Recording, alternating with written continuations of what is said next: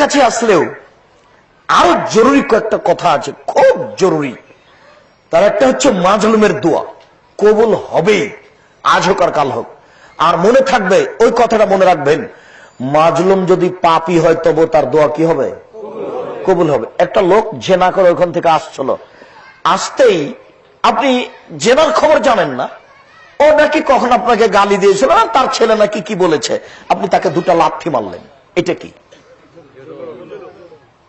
কেন আপনি মারলেন তাকে? ক্ষমতা আছে সেজন্য? ও পাপী হলে তার দোয়া কবুল হবে। ও যদি হিন্দু হয় তবে তার দোয়া কবুল হবে। মনে রাখবেন, হিন্দু হলে আপনি তার প্রতি অন্যায় করতে পারবেন না, তার কথা কবুল হবে উপরে। মাজলুমের দোয়া, মাজলুমের দোয়া। জীবনে কোনোদিন কারো প্রতি অত্যাচার করবেন না। এই ছেলে, মুরব্বী একটু কথা বলছিল, তো তুমি বলো যে চাচা থাক, আপনি বললে ভুল টুল হতে পারে, এখন থাক, আমরা দেখবো পরে, এ কথা বলো। তুমি এভাবে বললে কেন? চুপ থাকেন, আপনি কি বুঝেন? কথা বলছেন আপনি, এটা জুলুম, এটা তার সম্মানের হানি।